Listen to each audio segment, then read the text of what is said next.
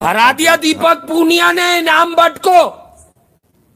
यार क्या बर्बादी है, क्या जनाजे उठ रहे हैं। मतलब मैं समझ रहा था कि शायद कोई गैरत के कैप्सूल खाकर हरा दिया भाई दीपक पूनिया ने इनाम बट को। एक और मेडल पाकिस्तान के हाथ को आया, मुंह को ना लगा। इंडिया की जो मेडल्स है उसमें मजीद इजाफा हो रहा है। क्या कर रहा है इंडिया और पाकिस्तान कहाँ स्टैंड कर रहा है? क्या कर रहे हैं हम यार? कहाँ हमने मुंह नहीं दिखाना किसी को। ये इंडिया के साथ जब मैच पड़ जाता है ना हमारा, तो मामला खराब हो जाता है। पता नहीं एक नफ्सियाती को सोचने का मौका नहीं दिया। सबसे जो उन्होंने प्रॉम्प्ट चीज की वो ये थी कि इनाम को बिल्कुल भी सोचने का या कुछ भी स्ट्रेटेजाइज करने का मौका नहीं दिया, क्योंकि अगर वो स्ट्रेटेजाइज करने का मौका देते तो इनाम अपने एक्सपीरियंस की वजह। दीपक पुनिया को बहुत बहुत मुबारक हो। वो यंग है और 23 साल की उम्र में एक डिफेंडिंग चैंपियन को कॉमनवेल्थ गेम्स का 86 केजी कैटेगरी के अंदर, तो दीपक पुनिया और इंडिया को एक और गोल्ड मेडल मुबारक हो रेसलिंग के अंदर।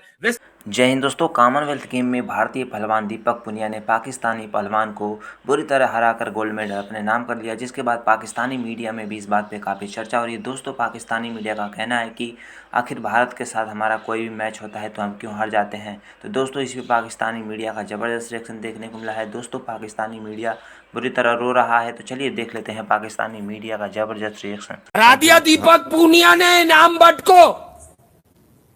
हाय हाय, उसकी माँ लगी हुई थी दुआ करने के लिए इनाम बट की। और बहरहाल एक अच्छा 86 किलोग्राम फ्री स्टाइल रेसलिंग का लेटेस्ट रिजल्ट मैं आपसे शेयर कर रहा हूं, क्योंकि हम तो लाइव बैठे कि भाई दीपक पूनिया ने भी इनाम को हराकर एक और भारत के लिए गोल्ड मेडल अपने नाम कर लिया।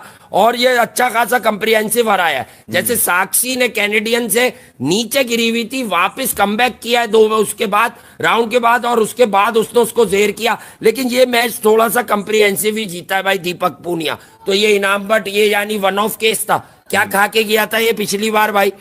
इसके तो लोग कसीदे पढ़ लेते कि ये तो फेवरेट है दीपक के सामने। में 2012 के बाद से कोई मेडल जीता नहीं था, ये 2012 आखिरी था इसका। वो तो ये खेल क्यों रहा है अभी भी? हाँ, तो अब ये किसी ऐलान पर कैसे कोई पैसे दे देगा? पिछले 10 साल में 20 गेम्स में कभी इसका नाम आ गया, 20 गेम्स के अंदर, ठीक है, वो मुझे याद है। उसके अलावा तो इनाम बट का इतना शोर हरा दिया भाई दीपक पूनिया ने इनाम बट को। एक और मेडल पाकिस्तान के हाथ को आया, मुंह को ना लगा। प्रॉम्प्ट चीज की वो ये थी कि इनाम को बिल्कुल भी सोचने का या कुछ भी स्ट्रेटेजाइज करने का मौका नहीं दिया, क्योंकि अगर वो स्ट्रेटेजाइज करने का मौका देते तो इनाम अपने एक्सपीरियंस की वजह से यहाँ पे एडवांटेज उठा सकते थे, और उस एक्सपीरियंस की वजह से जो है वो आगे जीत हासिल कर सकते थे। मगर ये बिल्कुल भी नहीं करने दिया दीपक पुनिया ने। Deepak Punia just came, he saw and he conquered an excellent victory by Deepak Punia. Deepak Punia ने जिस तरह क्या कहते हैं एक एक्सपीरियंस रेसलर को